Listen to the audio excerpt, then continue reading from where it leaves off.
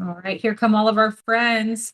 Hi, everyone. I hope you're having a wonderful start to your day. I am Julia COSTRA, the Executive Director for the Colorado Short-Term Rental Association, and we are here for a wonderful webinar called Profit with Purpose, Revenue Strategy Beyond the Spreadsheet.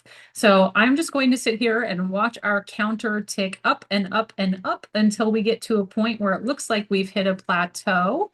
We are expecting 160 some odd people to join us today.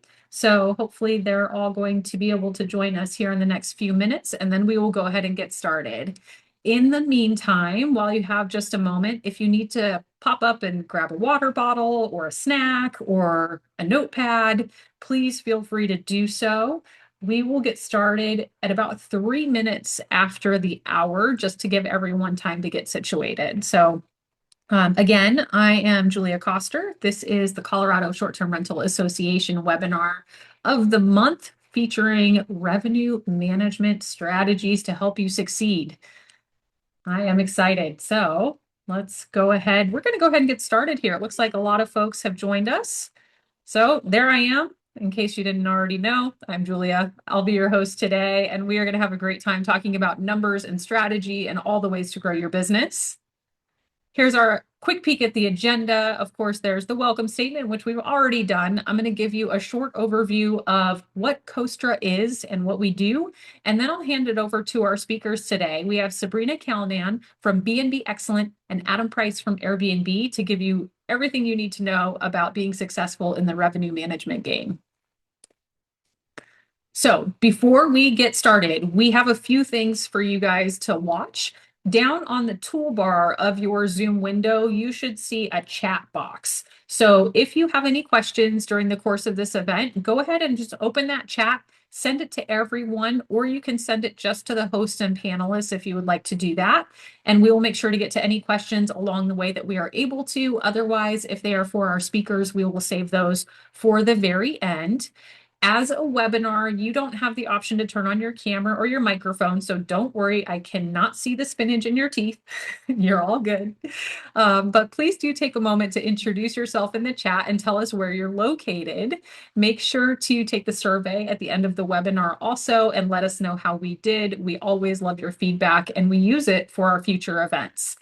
Also, I don't know if you can see it, but down there at the very bottom, we have a special offer. If you are not already a member of COSTRA, just by being here today, you get the chance to join us for 20% off your first year of membership using COSTRA 20. That also applies to anyone watching this on the replay. So make sure you join us. All right, let's talk about COSTRA. Who are we? We are a volunteer organization. We are a 501c6 nonprofit advocacy group. Unfortunately, as a 501c6, you're not able to have a tax deduction for your contributions to us, but you might be able to do that through a business expense if you are joining us as a business member. We evolved out of the Colorado Lodging and Resort Alliance. So for those of you who are aware of CLARA or may have been members of CLARA in the past, we are COSTRA now. We also collaborate with stakeholders all across the state and across the country. We work with Airbnb, of course. We also work with other online platforms, and we have a lot of really fantastic relationships at the state level and at the local level with legislators and lawmakers all throughout Colorado. We are here to support you. We are here to support fair and reasonable regulations and make sure that the short-term rental industry is here for a very long time to go forward. I just got a message that our chat box is disabled, so I'm going to try to turn that on here really quick so everyone can send us some messages. Thank you, Van. Okay, looks like you guys should be able to use the chat box now. If you want to try and just send a little hello in the chat and let us know where you're from today. All right, so COSTRA memberships. These are all of the membership options. We have 5 different options for memberships, you guys. We have our individual host, which is by far and above our most popular. Oh, we've got somebody from Purgatory. Awesome. Hey, Jim. Hey, Mark from Estes. Nice to see you guys. I'm glad that's working. Okay, so the individual host membership is definitely our most popular membership by far. We have over 10,000 people in our database, and I would say about 9,500 of them are in that individual host bucket. So if you are looking for a membership as a homeowner or somebody who has maybe just one or two properties in Colorado, that's the one for you. Preferred partner, we get a lot of questions about. This is for anyone who operates alongside the short-term rental industry. So this is for your realtors, your property managers, your short-term rental industry professionals, people in activities like whitewater rafting, dog sledding, retail, restaurants, all those great folks. That's preferred partners. They get marketing opportunities to send out information to our members. And then numbers 3, 4, and 5 there are for our bigger scale property management companies and corporate friends. These are the ones that are designed for people who are looking for a little bit more engagement with policy creation. Membership benefits, you can scan that QR code and it'll take you right to our website where you can see the full list of member benefits by every single membership category. These on the screen, of course, are just a few of them. When you open that join page on our website, you will see a very long list. So we try to keep things interesting for you guys and provide as much support to your life as we possibly can. And why join us? I will only ask one question. I will not read this entire page. Is the income you earn from your short-term rental property worth more to you than losing the right to rent your house? If the answer to that question is a resounding yes, then you should be a member of COSTRA. It's only $125 a year. So if that's worth more to you than $125 a year, please do join us. There are a lot of reasons why people join COSTRA. And one of them is because you get to be my friend. So you're welcome. Just kidding. All right. Without any further ado, you guys, I'm going to go ahead and hand over the microphone to my friend Sabrina. Sabrina Kalnan is here to talk to you today about everything revenue management related and to help you learn ways to grow and enhance your business. I'm going to go ahead and stop sharing and I will hand it over to you, Sabrina. All right.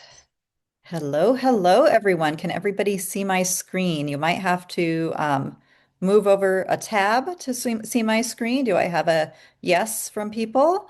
Awesome. My name is Sabrina Calnan. Thank you so much for having me here today. I am the founder of B&B Excellent, and I have been helping hosts outperform the market since 2015. My specialty is listing optimization and revenue management, but my business operates very different from most typical revenue managers. We really work with a human touch along with the data-driven strategy.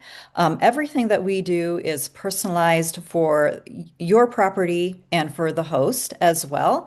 And then we work with comprehensive strategies that go beyond the basics. And so that's what I am here to talk to you guys about today, is that revenue management is more than just the numbers. I have very strong feelings about this, so I could talk about it for a very long time. But really, the human insight and strategic thinking that we're able to use really drive results beyond what your pricing tools alone can deliver. And so I hear this very often. I'm doing everything right. I hired a designer. I have great photos on my listing. I have glowing reviews, and I'm using dynamic pricing, but you're just not earning what you expected to earn. Maybe you've tried making different changes, using different levers, and the performance just feels flat. You're just not getting the results that you're looking for. And so I can tell you the reason for that is because we are all the same these days. Um, Education and software and technology has leveled the playing field for all of us. Almost everybody these days is using some kind of a pricing tool or pricing software, which means we all have access to the same strategies. Um, Looking at high quality visuals to make an attractive listing, that's low-hanging fruit. I think we all know that we need that at this point. And then, of course, having a great guest experience has been non-negotiable for a very long time. And so the things that used to make us stand out are the things that now make us all the same because any serious host is already doing all of these things. So, what separates the top performing listings from everyone else? One of the things that people don't really think about is the link between your search ranking and your revenue management. These two things very much affect each other. I think a lot of times when you think about revenue management, you think of it as a silo, not related to other parts of your business. But with search ranking and revenue strategy, they both affect one another. And we have a little bit of a chicken and an egg, like which one came first, because your search ranking will affect what you do for your revenue strategy. And your revenue strategy can also affect your search ranking. And then what makes it even more complicated is that every factor that that goes into being a host also affects your search ranking. So we're looking at the factors of optimizing your listing, your settings within your platforms, your reviews from guests, the way you're operating your listing. All of that feeds in to how you rank in the search results on the OTAs, which basically are the platforms like Airbnb, Vrbo, Booking.com, things like that. So here's what you need to know. And understanding that revenue management doesn't operate in its own silo really kind of changes the way you look at everything. But you want to think about looking at your revenue management strategically, look at the picture of as a whole. Every property is unique, and these pricing algorithms, they can't catch all of the intangibles that we have. So we're looking at other market factors. What I find is that oftentimes people will look at the KPIs that they can really measure, occupancy, nightly rate. Well, those two things are vanity measures. Really, they mean nothing unless you're looking at occupancy in combination with your nightly rate. And that is what we call RevPAR, is your revenue per available night. Or if you want to think about it in simple terms, this is like your overall revenue that you earn as a host. We Top performers need to adapt to a changing market. It's important to really understand these intangibles that come along with being an Airbnb host. Like I said, every single property is unique. Every market is very local. We have nuances and hyper local nuances. And this requires a human touch in order to understand this. Like we can only get so much from asking AI what's going on, from looking at data online. I work with clients all over the United States, and I work very closely with my clients, basically as a partner, because there's no way for me to know every single local nuance in their area, but I work with my homeowners so that they can help me understand those nuances so I can help develop a revenue strategy that makes sense for them. And so when you think about your pricing software, I want you to think about your pricing software as a calculator. This is not your strategist. It doesn't know your goals. It doesn't know anything about your unique property. It doesn't know who the target travelers in your area are. It doesn't know the target guests. Um, you know, it doesn't know the hyper local nuances, as we discussed earlier, and it really cannot read the outside market factors. Right now we are contending with increasing fuel prices, and we know a lot of the airline tickets have gone up in price already. So this is something that your pricing software it hasn't taken into account yet. But we know as humans that if plane tickets are going up in price, it might change the way people are traveling. We might see people taking more driving vacations. And so you as a human being, you can anticipate this and you can change your strategy accordingly. You can target better in your marketing the guest that is driving. It may make sense to reduce your minimum length of stay because if someone is driving to come stay, they might be staying for a little less time.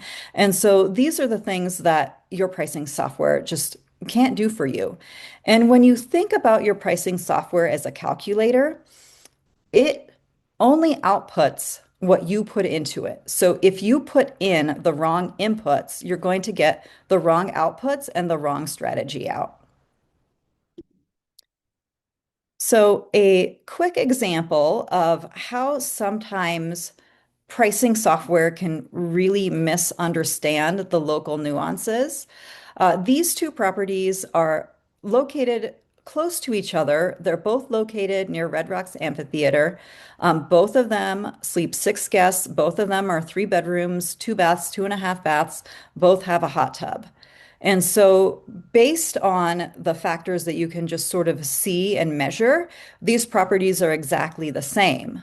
But when you really look at these properties, the first property here, this is a mountain property because Red Rocks happens to be located right in the foothills. So this property has land, it has views, and the property next to it on the other side, that property is actually a suburban property.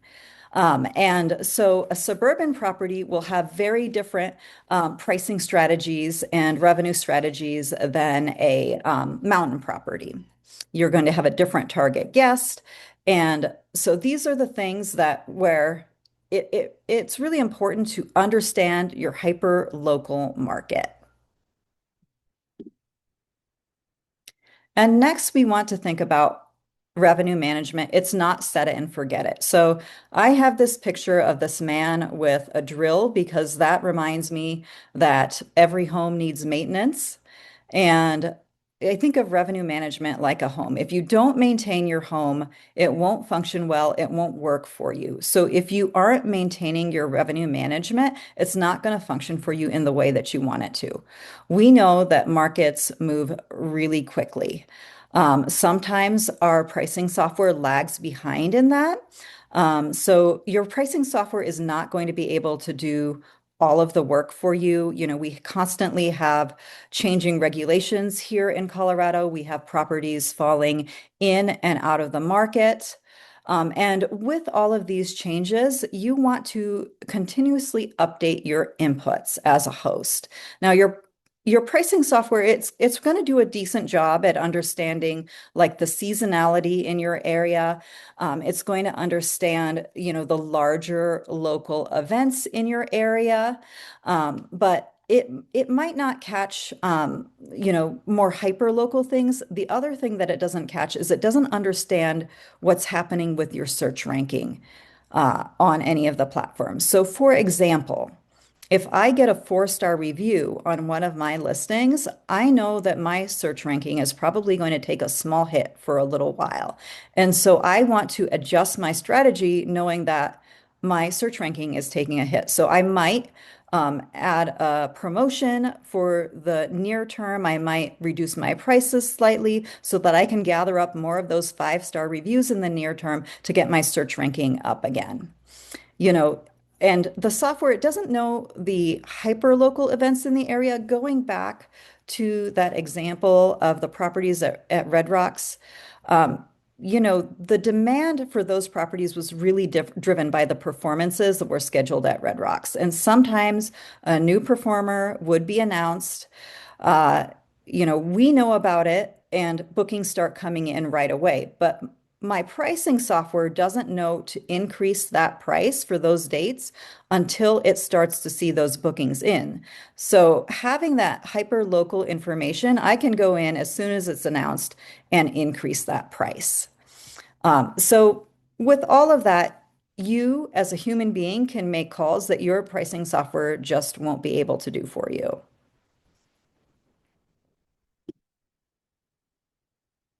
And then going back to the slide where we talked about the link between search ranking and revenue management, you really want to think of revenue management is really equal to managing your business as a whole. As I said, every single thing that you do as a host, it affects your search ranking, and your search ranking affects the way that you do your revenue management, and then it goes backwards too. So again, it's a little bit circular, a little bit complicated, but we always want to think about our listing optimization. This, for most of the people on this webinar, we know this. This is low-hanging fruit. You want the best photos. You want to make sure that you are making a listing that is attractive to guests so that you can rank higher in the search results. And then, of course, you it's non-negotiable. You provide an excellent guest experience. The platforms are looking at your reviews. They're looking for high reviews. And the properties that have the best reviews, the most enthusiastic reviews, those ones are ranking higher in the search results. So what this means is that when you get more eyes on your listing, you have more demand, you have more bookings, and you can usually charge a higher price. I forgot to say this in the beginning, but the reason that search ranking is so important is because in most areas, there are hundreds or thousands of listings. Only a few of those show up at the top of the search results, and those are the listings that are getting the bookings. And so that's why we put so much emphasis on search ranking in relation to revenue management.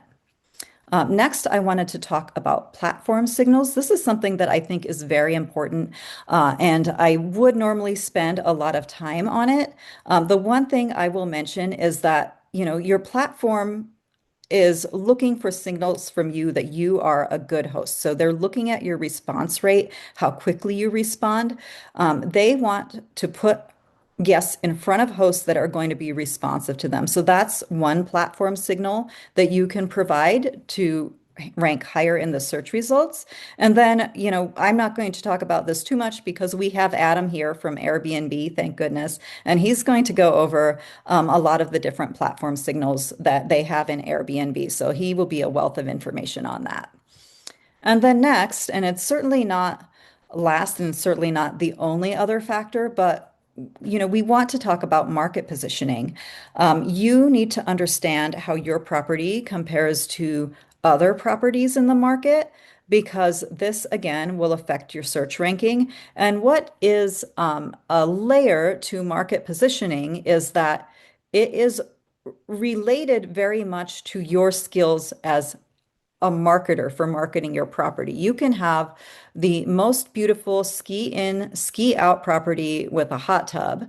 And if you forget to take a picture of the hot tub and don't mention the ski in and ski out, nobody knows you have those things. So you will not rank higher in the search results compared to similar properties. So you have to look at how you market your property compared to other similar properties to know where you might stand and price accordingly. A property that is a luxury property, of course, is going to have a very different revenue strategy and pricing strategy than a property that is more of a functional stay. We should be comparing ourselves to properties that are similar to ours when we're trying to determine what to do. And then one thing I wanted to mention, which I did forget to mention earlier, but I think it's really important, is that when you are measuring the performance of your property, one of the things that I see a lot of people do is I see people measure their performance compared to the same time last year. And that doesn't make sense because the market is ever changing. And obviously, a very obvious example of that this year for us in Colorado is our ski markets and how little snow we've had. So we know that if you're comparing yourself and your bookings this year to last year, they're probably going to be down, but that doesn't mean you did a bad job.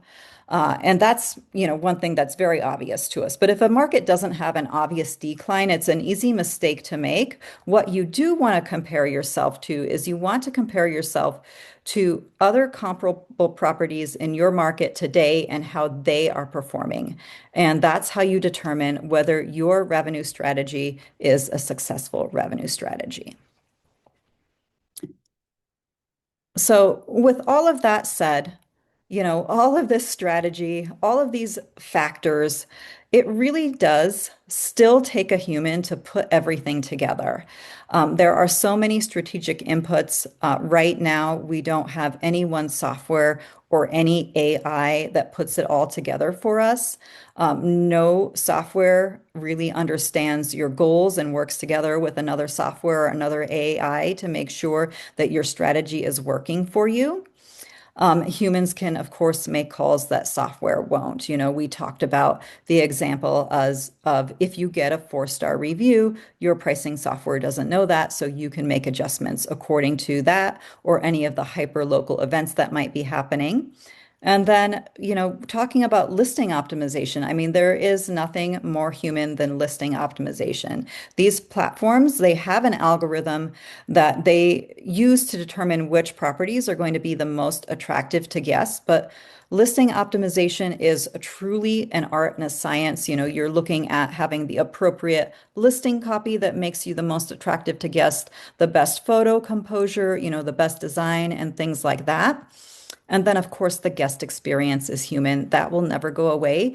Even when we automate the guest experience, which a lot of us do, and I highly encourage it, we automate the guest experience so that the guest experience is human and feels good. So we just can't take the human out of the element right now.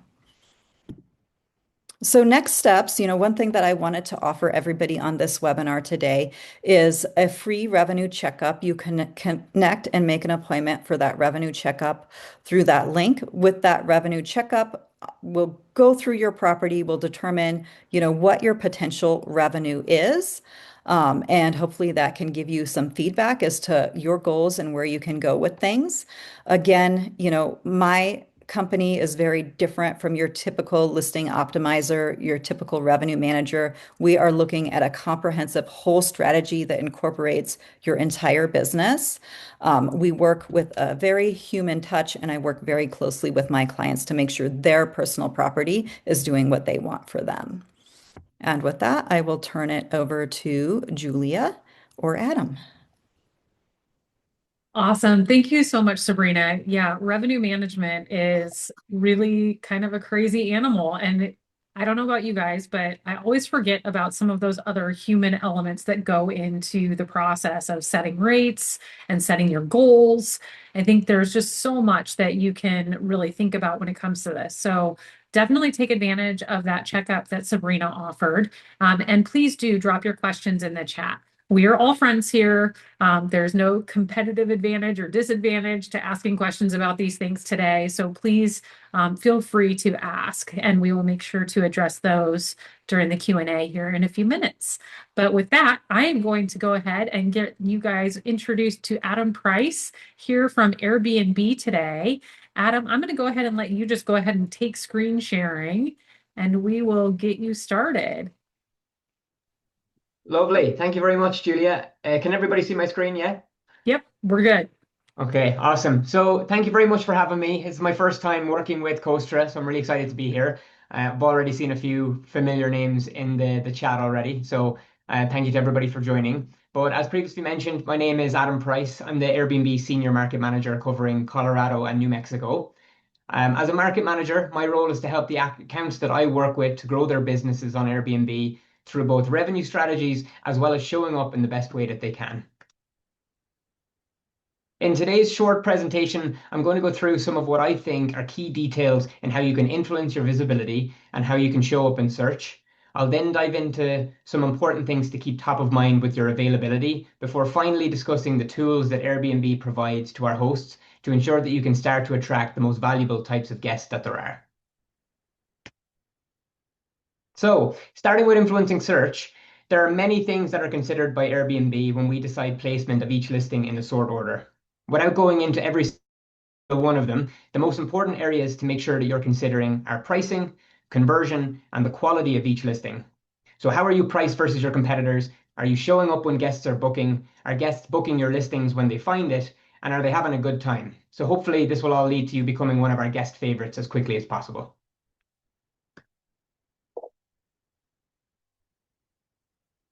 So how can you influence search as a host? There's a couple of things here. A lot of text on this slide. I'll let you read through it, but I'll touch on some of the main things.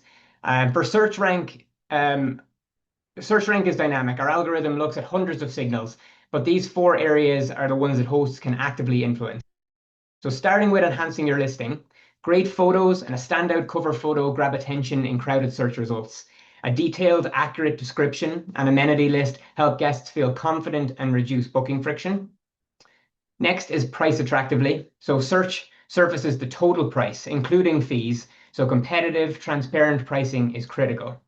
Properties priced below comparable listings typically climb higher in search, driving more eyes and bookings.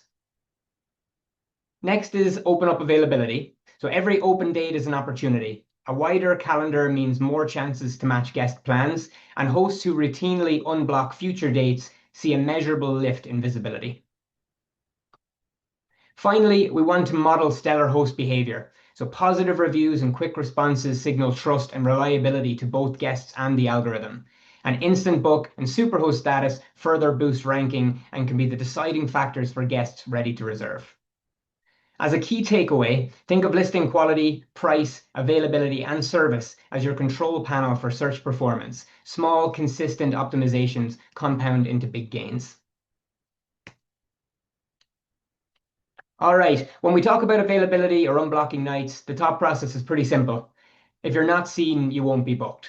So add that to the fact that your total availability impacts your visibility. It's important to make sure that your listing is showing up at the right time and to the right guest. So it is important to set your availability to help get you the bookings that you want. This means showing up when guests are searching, sometimes months or even a year in advance, or ensuring that your minimum length of stay setting is not forcing a guest to book another available option nearby. You can use Airbnb's calendar feature to get a nice overview of the availability that you are sending out and to potentially identify your listings that are not currently set up for sale. For API connected hosts, you can update this in your PMS, but for all other hosts, you can take action directly in the Airbnb calendar. Okay, next we consider your minimum length of stay. So by reducing your minimum length of stay, you can accommodate shorter bookings. This could help your listing appear in more search results and help you fill your calendar. Especially in a time when demand may be impacted by external factors, it's important to focus on an occupancy-based strategy. So ensuring your minimum length of stay is not too restrictive can help you show up in front of more guests and help you fill that calendar to reach your occupancy goals. Sandwich nights, or gap nights as some people call them, are another key thing to be aware of to ensure you're maximizing the inventory that you have available. A quick explanation for anyone that has yet to hear these terms: trip nights are the minimum or maximum number of nights that you're allowing for each reservation. And sandwich nights are the days between those reservations that are not long enough to meet the minimum length of stay requirement that you have, so they typically go unbooked. Many API providers have a setting that can help manage this for you, but for everyone else, you can manage this directly in the Airbnb UI. So this is extremely important because if you're trying to fill gaps in your calendar, maximize high season earnings, and if you have goals that you're trying to meet per month related to occupancy, you can help your search ranking by opening up all sandwich nights and increasing your availability. Unblocking sandwich nights is something that you could do at the listing level or at scale through the Insights Hub. Okay, so now that we've covered availability and showing up in search, the next step is ensuring that you're priced in a way that encourages bookings. This can be with your rack rate or with promotions and merchandising that you can take advantage of. One of the first things that I'll show you here is the similar listing tool that shows you just how other listings like yours are priced nearby. This quick video will show you where you can find this tool in Airbnb profile and start using it today. To begin, you select the dates on your calendar that you want to review, tap on the nightly price, and then from there you can click Compare Similar Listings and review the map of other booked and unbooked listings around you to get a better understanding of what prices guests are seeing and already booking in your neighborhood. Price is one of the main things that guests consider when choosing where to stay. The right price can help attract bookings and boost your earnings on Airbnb. Also, as previously mentioned, pricing your properties competitively can also help your listing rank higher in Airbnb search results. Active listings that decreased their price by at least 5% or more, generated 38% more bookings over a year than listings that didn't. Okay, merchandising. Catching the eye of the guest, the pricing competitively to the type of guest that you want to attract. So whether it's somebody who's staying longer, booking months in advance, or looking to book a last-minute stay at your expiring inventory, there's a tool available to help you achieve that. So when it comes to the different levels of merchandising that you can receive, here you can see what is unlocked with the different depths of discount. So starting with 10%, it gives you a new line item on the price breakdown and a strike through on both the search and listing page. 15% gives you both of those, as well as a special call out on your listing page. And then finally, 20% or above gives you all of the previously stated, and it includes your listing in the marketing emails that we send out to our guests. So you may have received one or two of these yourself already, but here's just a quick screenshot to show you how they look to prospective guests. Okay, so the new listing promotion, the first of our promotions and arguably one of the most important as we look at the lifetime success of a listing. The new listing promotion is a 20% discount for your first 3 bookings, and then the promotion will turn itself off. In order to be eligible for the new listing promotion, a listing must simply have fewer than 3 bookings and have smart pricing disabled. The new listing promotion can help decrease the time it takes to get you your first booking by 20%. And based on our internal data, we see that almost 50% of all of the listings that received their first booking had the new listing promotion applied. So here's an example of what guests will see when visiting a listing on Airbnb with the new listing promotion enabled. The first one is the new line item they will see on your price breakdown when they go to book. The guest will also see a strike-through price in search results and on your listing page. And then lastly, they will see a message on your listing page that highlights the deal you're offering.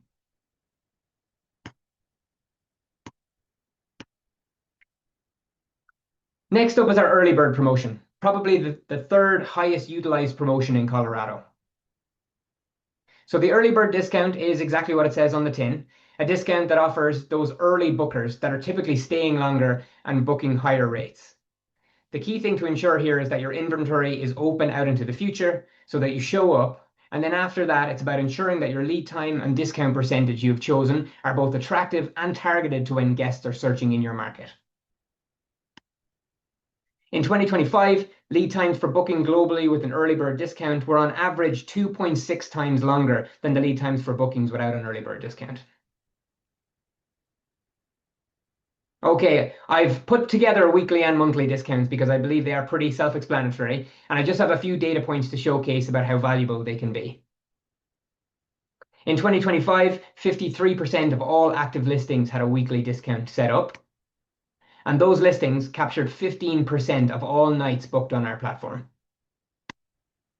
In the same time frame, 54% of all active listings had a monthly discount set up, and 70% of our monthly stay customers chose to stay at those listings. I think this stat speaks volumes on the importance of the use of monthly discounts. These longer staying guests are looking for a deal, and they're definitely getting it. So if you're not offering a monthly discount, you're likely not in the mix for capturing these guests. Finally, on the length of stay discounts, you can see here that recent data shows that listings that are using these strategies are seeing approximately 2.5 to 3.5% more GBV annually when compared to listings that are not using these promotions. And then finally for me is our last minute discount to help you focus on your expiring inventory. So a very cliche statement in the hospitality industry is that you can't sell tonight's night tomorrow, meaning whatever nights go unbooked will be lost revenue, lost conversion, and lost review scores forever. So this tool is here to help you try and capture every dollar that you can.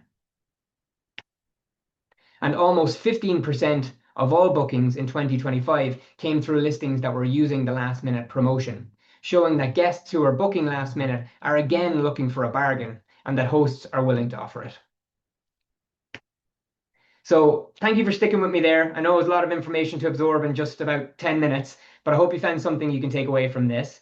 Whether it's professional photographs, creating a listing description that fully describes your space, the benefits of flexible booking options, or the importance of how you price your listing. And then thank you again for your time. I'll hang around to see if there are any questions that I can help answer, but for now, I'll hand it back over to Julia. That was excellent. Thank you so much, Adam. So, we do have some really wonderful questions happening in the chat, and I'm really excited to dive into these with you guys. I think this will be for both of you, and we'll start by talking about responses. So, Jim asked about response rate being calculated poorly on most platforms. You can answer with a great question, and then they often respond with just a thank you.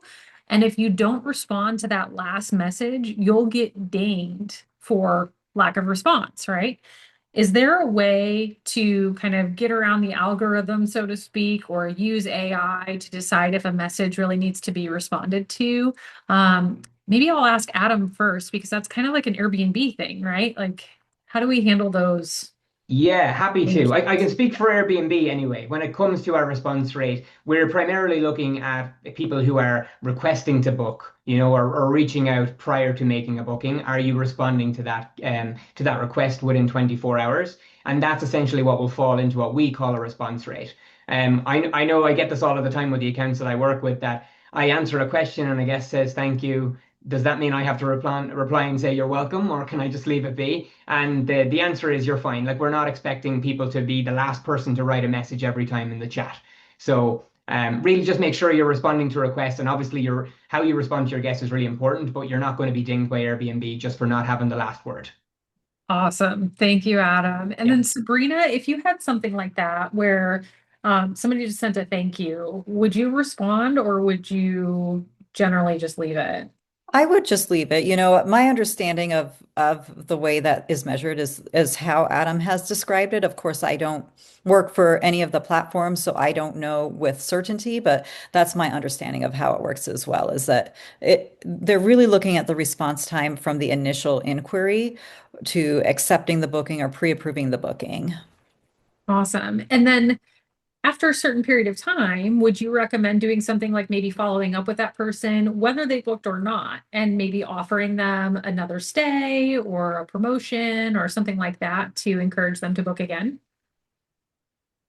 I do. I mean, I have for all of the clients that I work with, we set it up so that if anyone makes a request and we pre-approve them for that request and they don't actually finish that booking, we automatically follow up after 24 hours, just saying, hey, you know, we're happy to pre-approve you. Let us know if you have any questions. Awesome. Excellent. And then for both of you, and I'll start with Sabrina this time since I started with Adam last time. When you have a renter who stays for a longer term stay, like 21 days or 30 days plus, how do you encourage them to write a review without being too pushy? Is there kind of like a magic potion Mhm. that gets people to write a review? Um, you want me to answer that one first, Yeah, or? I'll let you go first. Yeah. Yeah, so and this is really common in the Denver market because we have a lot of 30-day stays. And one of the things that I encourage everybody to do is to send a message about a day after the guest checks out, after you have a chance to take a look at that property, and just send them a message asking them for the review. And you can be, subtle about it in that, like, hey, we really enjoyed having you. We plan to give you a 5-star review. And then I educate them on the review process. Most of the 30-day guests come through Airbnb. So the message is, Airbnb considers anything less than 5 stars a fail.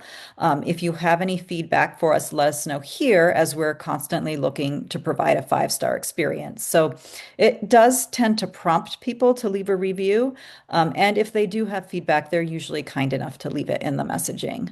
And I do that on both long and short-term stays, and it does seem to be effective. Excellent. Adam, are there any special tricks on Airbnb side for getting folks to review and what does that look like for a host? Yeah, I don't think there's a secret sauce here, right? It's an art, not a science, definitely. I do find that some things work more than others. What Sabrina said is brilliant. It's like that message to the guest post checkout, right? To one, remind them that they have to leave a review. Don't worry, Airbnb is definitely sending them a push notification and an email or two, but they're a lot more easily ignored, right? Than if you receive a more heartfelt message from the host that you stayed with. So I would say it's always my feedback is just communication. Have ongoing communication with the guest. And again, there's a fine line there between maybe what a guest might find as pestering or annoying with messages versus making sure that you're checking in that they're having a great stay. I find it's really the host that makes the significant impact or the difference maker, between what could be an ordinary stay and what's a great stay. So yeah, just don't be afraid to reach out. I'm sure the guest will tell you if you're reaching out too much. Excellent. That's good advice. Sabrina, I have a question for you about gaps. So a lot of times we'll see reservations where, there might only be a 1 night gap, or maybe it's a 2 night gap between stays. And maybe that's 2 weeks from now, right? So certainly you could do like a last chance booking incentive, but how would you encourage guests to book in that small window when you just have that one opening? Maybe the entire month is booked solid, but you really want to promote that one little 1 night or 2 night stay. Do you have any tips for folks on that? Yeah, so this is where pricing software does come in very handy. A lot of times, hosts will have a minimum 2 nights or 3 nights, but within pricing software, you can say, hey, if I have a gap less than 3 nights, then the minimum stay is equivalent to that gap, or it's 1 night. So that would be the first thing I would do. And then if it's just 1 night or 2 nights, I'd probably go into the platform itself, like Adam was talking about, and add in a custom promotion for just that night. So that I get put in those marketing emails, and someone hopefully books that property. Awesome. Do you think, is there ever an opportunity, and I know it depends on the guest, but do you think there's ever an opportunity to go to the guest that's on either side of that gap and say, hey, do you want to add 1 more night? I'll give it to you for half Yes, price or something like absolutely. that. Would that be Yeah. a good place to start too? That would be also a great place to start. And so, for some, it depends on the client, but for some of the clients that I work with, that's a message that we actually automate in the process where we say, at the beginning of their stay, hey, by the way, we have an extra night available for you. If you'd like to extend, let us know. And we give them a pretty steep discount for doing that. And so that's a great way to do it. It's an even better way to do it because then you don't have to have the turnover and you don't have to have the expense of the turnover too. Yeah, yeah, I kind of think about that a lot. Like there has to be a way to encourage these guests to bridge the gap for us, right? So that we're not having to Mhm. go out and find another guest to put in the middle, and then you've got two extra cleans in there, and where you could just have one. I don't know. There's got to be a way, right? We can And convince them. Adam, I think you can correct me if I'm wrong, but I think Airbnb is actually doing a little bit of that automatically, if I'm correct. I think one of my clients showed me that. Yes, I don't know if it's exactly like between for the sandwich nights, but we do have part of our algorithm, our software now that's pulling up and it's popping up as a pop-up for lack of a better term for the guest to say check in a day earlier and get that night for whatever the price would be. And it's usually the discount, but we obviously can't decide how steep of a discount to give for that sandwich night. So that would probably be coming from if you're reaching out directly. Excellent. Excellent. Okay. Okay. I think that would be really helpful just to try to get those folks to stay a little bit longer. Um, Let me also ask another question. I think this one's going to be for Adam.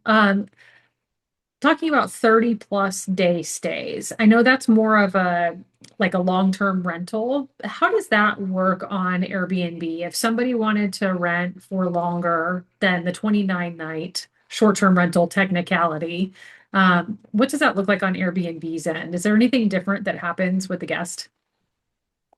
No, nothing really different that happens with the guest. Obviously, the tax component kind of shifts a little bit, right, for your long-term stay or your midterm. We call it long-term internally, versus a short-term stay. But no, nothing really changes as far as the guest is concerned. Okay. And then Sabrina, from your perspective, Catherine's asking about it's technically like a tenant landlord situation. So, um, are there different things that we need to consider for those 30 plus night stays, especially in Denver, right? I know. Yeah, and I actually don't know that it automatically becomes a tenant landlord situation in Denver, but what I do know is that um, you know, it's always a risk with any rental that a guest overstays or something along those lines. So the guest is beholden to the Airbnb terms of service. on a longer stay, just like they are on a shorter stay. Um, but some hosts like to have them sign a rental contract as well. That's something that you can disclose within your listing. The good thing about having the guest sign a rental contract is should anything happen, like you have to evict them later, it's a very clean eviction because a judge is going to be used to seeing a rental contract. But if you have to evict them and there is no rental contract, there's the Airbnb terms of service. I think a judge just isn't used to seeing that. So it would be a longer process, most likely. Okay, so maybe having both kind of adds a little layer, a little extra layer of protection, maybe. So you have the Airbnb terms and then you also have another contract to sort Yeah, of yeah. a little And bit. Adam, I don't know if you have anything to add about like adding a rental contract within Airbnb or really how is that encouraged or discouraged or No, it's neither. We have lots of accounts who have rental agreements included. The thing is, it's up to the guest whether they would like to sign that rental agreement. If the guest says they don't want to sign a rental agreement, you'll be allowed to cancel the reservation if it's important to you, or you can allow the reservation to stand without them signing the rental agreement. But it's neither encouraged or discouraged. Awesome. Okay, I think that helps. Excellent. Okay, and then I did have just a couple of other quick questions about some of the basics for you, Sabrina. When it comes to setting rates, do you recommend using something like a rate setting software, or do you think the manual way is best, using those comparisons in the market? What's going to be the easiest, especially for somebody who's busy with another full-time career path? Yeah, yeah. So I definitely recommend using a combination of the both, right? So when you want to use a rate setting software no matter what, because the rate setting software is going to do a great job of increasing and decreasing your price according to your supply, demand, occupancy, things like that. But as a host, you want to do your initial research, search as a guest in your area, look at what other people are pricing at, use a software like AirDNA to find comparable properties, and determine your pricing parameters. And then what I do, and I understand that not everybody has a lot of time to dedicate to that piece of things, but I do encourage everyone to pop into their pricing software and make adjustments according to their own goals and what they're seeing with their occupancy levels and how many bookings they're getting on a regular basis. I like to do it on a weekly basis, but if you have less time, I encourage at least doing it on a monthly basis. Excellent. Mhm. Thank you. And then the last question I had was it was pertaining to, let me see, I've got it written down. Working with you. That's the last question. So if somebody wanted to work with you, Sabrina, what would they do? Do they just need to fill out a contact form to request that consultation, or what's the easiest way for them to get in touch with you? Yeah, I mean, you can do either with me. You can do that revenue checkup, and then we can go from there. Or you can just email me and we can go from there as well. But either way, we'll probably do a revenue checkup to make sure that it makes sense for us to work together. Perfect. Mhm. Awesome. Well, thank you for that. All right, everyone. Well, before we take off today, I have one more thing that I want to share with everyone that's not revenue related. It is legislative related. So I'm really sorry to bore you with this, but we do have several pieces of legislation that we are watching around the state right now. So I wanted to give everyone just a really fast update. Two bills are in hearings this week. We have House Bill 1233, which is regarding property tax for non-residential properties. And if you've been following along with us over the course of the session, this is a bill we're watching because it applies very, very seriously to lodging properties. Short-term rentals are not automatically included in this property tax conversation because, as you all know, we are taxed at a residential rate. But the reason we're concerned is because it does have potential implications for all lodging going forward, and it could really affect property tax rates for lodging properties. This would allow the assessors to include your net revenue and resort fee income as part of your value assessment on property taxes for lodging units. So again, right now, short-term rentals are not listed in this bill. but if something were to change down the road, there's a potential that we could be subject to this tax situation. So we're definitely keeping a close watch on that. It is actually on the floor right now in the State House. So after we jump off of this meeting, I'm going to go listen to that and see what's going on with 1233. Then we also have House Bill 1206, which is about implementing a sales tax for housing authorities. That bill will be going to appropriations, I believe, next week. So that bill is continuing to progress and we're keeping an eye on that. And then Senate Bill 116, which is about lodging taxes, is going to be heard in Senate Finance next week on the 31st at 2 p.m. So again, another bill that we are continuing to monitor, but I want you all to be aware of those things. And if you would like to stay in touch with COSTRA on that, make sure you're signed up for our newsletter. And if you're not already a member of COSTRA, that's your ticket for getting things like position statements, talking points, and learning about these meetings and how you can show up to speak in public comment. So please definitely join us to support these efforts that we're working on. The last couple of items I have for you at a local level, we have 3 ordinances that are under surveillance in Teller County, Park County, and Arapahoe County. So if you live in, do short-term rental management in, or know anybody who does in any of those 3 counties, again, it's Teller, Park, and Arapahoe County. There are some very, very nasty short-term rental ordinances being proposed in all 3 of those jurisdictions right now. So I would encourage you to take a look, reach out to us, send us an email. You can email Van and myself at hello@coloradostra.org, and we will be sure to make sure that you're up to date on everything that's going on and make sure your memberships are on point so we can keep you informed as things progress.